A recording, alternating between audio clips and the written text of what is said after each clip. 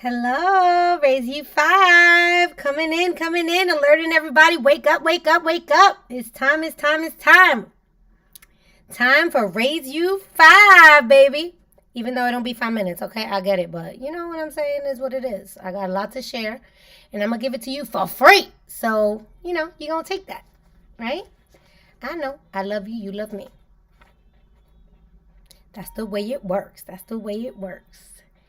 Raise You 5. Coming in, coming in. Wake up, wake up, wake up. As long as you get the gems, whether you hear on my live, whether you see it as a replay, what's important is that you're catching the message.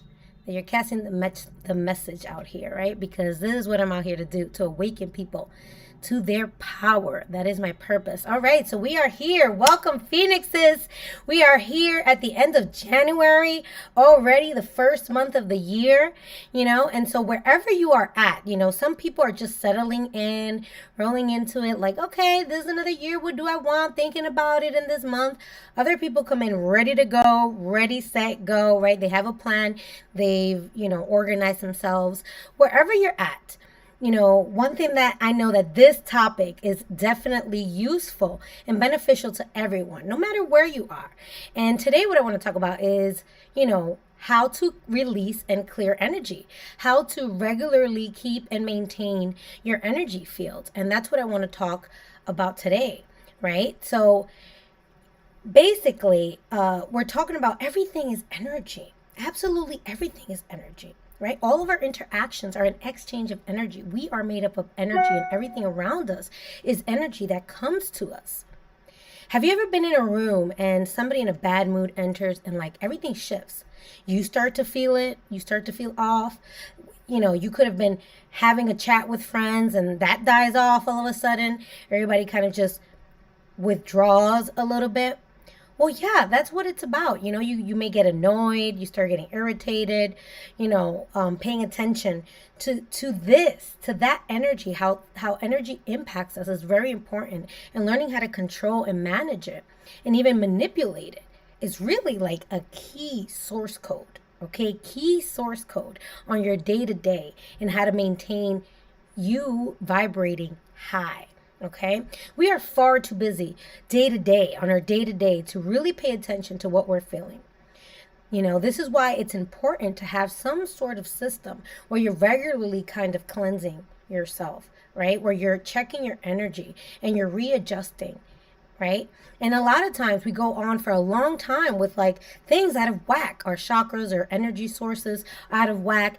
And things start to happen because these are very connected. It's very mind, body, spirit, right? So when our energy is off, that's when it activates thoughts and feelings, okay? Back to that little, right, that diagram, because guess what? This is everything, guys. This is really, really honestly the key. Understanding that all of us and what we do is how we think and how we feel, and understanding how those things impact, where that comes from, how all of a sudden our energy shifts, or all of a sudden we feel off, or things like that, and understanding that and learning to control and manipulate that is key. So why is energy important? Because of that. It's important because we're not aware of how it affects us all the time. Right? And so we have to have methods to cleanse and release.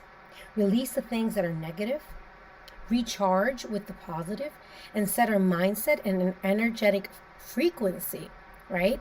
Where we need it to be, where we are, right?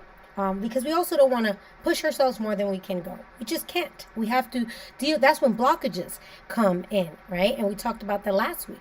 That's when blockages start to manifest because, we're not aligned with our timing or accepting of the things in our lives. Okay, so this is very important. So 5 effective and practical ways, because one thing that is key for me in all the work that I do with people is finding practical ways to make it feasible.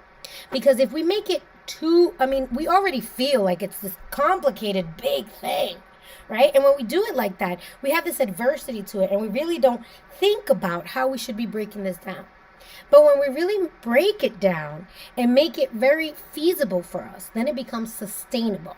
So I'm always looking for changes on how we could change, practical changes that we can do, that you can do in your lives, that are going to make those shifts for you, right?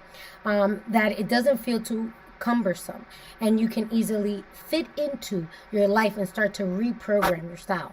So 5 effective ways. Okay, so here it goes.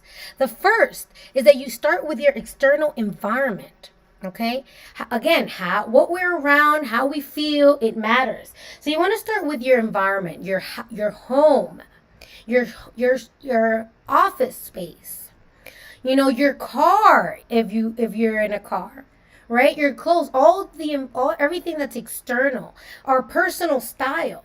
We want to organize, we want to clean, we want to purge, we want to sage. We're going to give herbal bath to the house even to cleanse energy that may be trapped. Energy, again, can be trapped in rooms, in our bodies, confined, because it's not able to move out. And so doing things like that, like cleansing your home, can actually really help. So these are practices, different cultures practice it in different ways.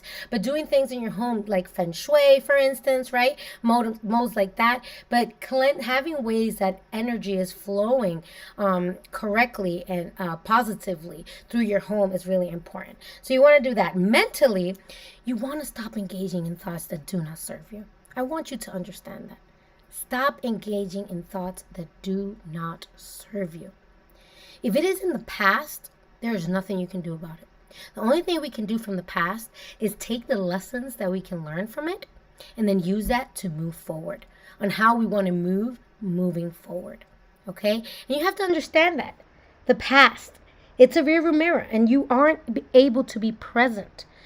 If it's in the future, then I need you to understand that there are no guarantees. That also isn't useful because we spiral into what ifs, and there is no guarantee. The only thing that we can do is take action and have the universal laws of cause and effect. So you have to ask yourself, what can you do now for this goal? What can you do now for whatever it is that you want? For instance, what am I feeling? Oh, I'm feeling hungry. What can I do now? Well, let me have these peanuts. Let me have, some carrot sticks if we're clean eating, right? What can I do right now to fix this problem? Very small example, and you take it to the macro level, right? Like I feel unhappy. What can I do now for that, right? Then you want to move energy. You want to physically, for physical and energetic cleansing, you have to move energy. You have to release the negative. You have to vomit it out. You have to purge these things out of you. And then you want to recharge. So you want to do things like anything, dancing, singing, painting, exercise. Exercise is a big thing because exercise helps at so many levels. If anybody has been through a therapist or anything about health, anything about wellness, they all talk about exercise and your diet, right? Clean eating and moving your body. Why? Because it has a lot to do with your adrenal organs. See, everything is connected.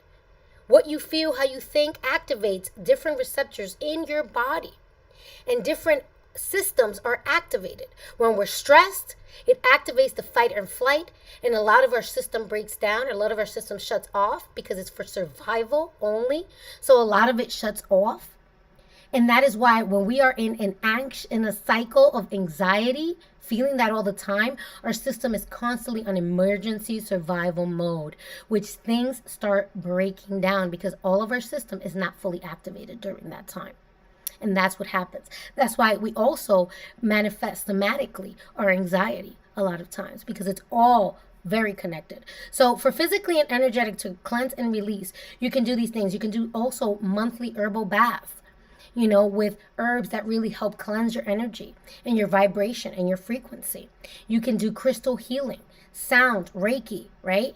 And then fasting, that clean eating. Fasting really helps clear our mind because it puts our thoughts, our bodies are forced to be in a different kind of, in a state of reflection. So the number 4, right? Emotionally and spiritually, how you can release and cleanse energy. It's to reflect, y'all. You have got to make time. You have got to make time to check in with yourself. You have got to make time to check in with yourself on a weekly basis, on a monthly basis, whatever you can really manage. But you want to check in with yourself and ask yourself, what am I feeling? How can I make this better? What's bothering me? What do I have to change? Being in touch with yourself, with your relationships, right? What needs to change? You have to ask yourself these things. So you have to make time to reflect. Journaling is a wonderful way to do that because it gives you the opportunity to pour out and have an outlet of your emotions. But then you can read them and see how your thought process is. So it's an extremely beneficial tool that you can use. But whichever way you do it, meditation, prayer, however you can manage it, is to ask yourself, how am I feeling? What's going on? What's making me unhappy? And what do I need to change? Is it boundaries, right? Is it that, I'm not speaking up? Is it that I need to change my perspective? Maybe I'm thinking too negative, right? What do I need to change, right? What do I have to do now? So number 5 is to learn, and this is the big kahuna, guys. The big kahuna is to learn to manipulate energy. How do we do that? By saying no. The power of no. Not doing anything that you really don't want to do that makes you feel negatively, makes you think negatively, makes you feel not good enough, or triggers these things, right? Now, I'm not talking about running away from the problem. I'm not talking about avoiding it, okay? I want to make that very clear. I'm talking about learning to say no to the things that you know are going to be negatively affecting you and that aren't for you, right?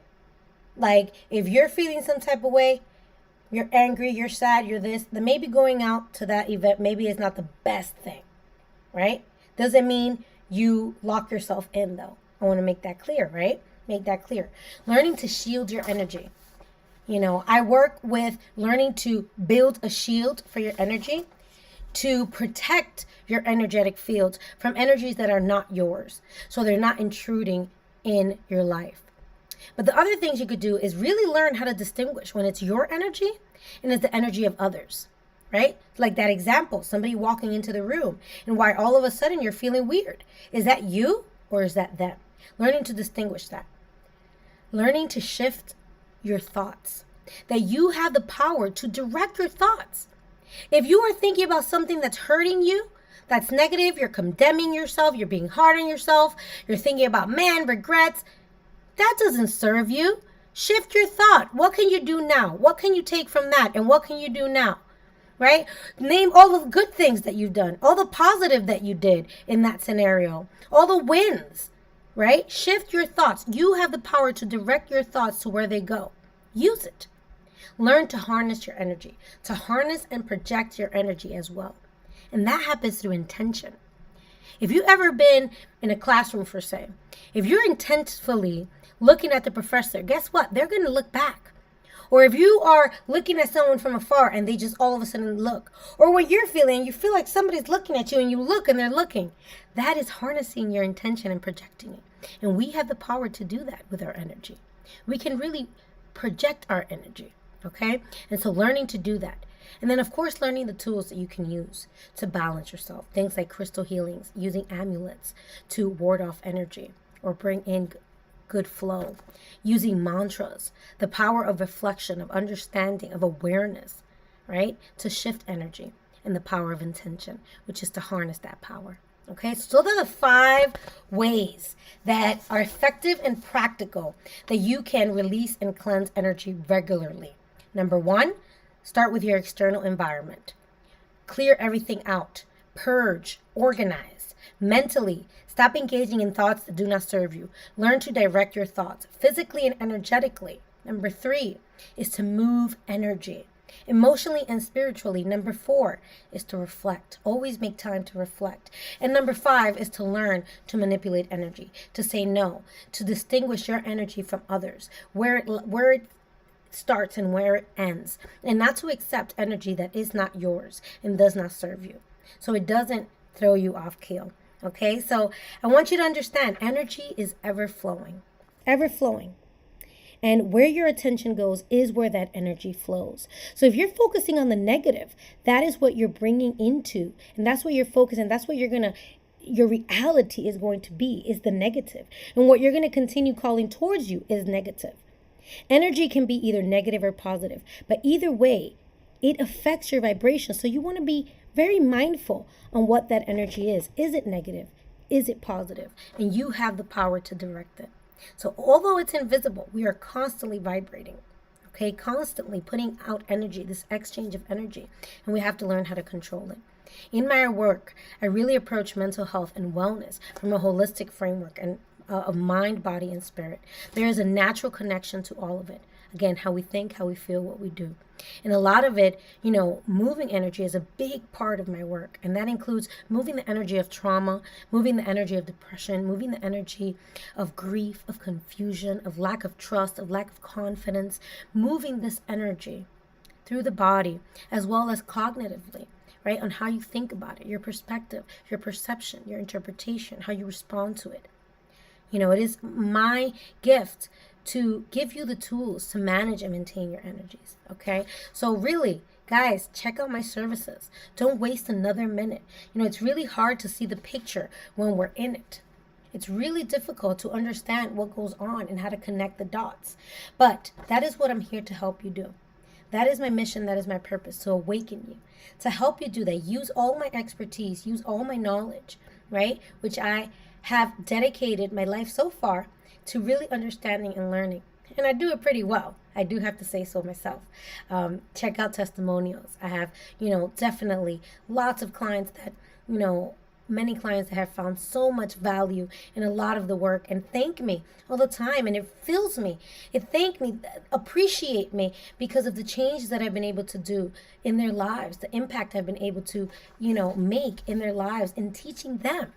Because I'm merely a guide. It's just teaching them how to know and claim their power. And I could do the same for you. So really, call out www.reachingheightsllc.com. Book a discovery consultation and we'll talk about packages that best fit you and we'll get it cracking.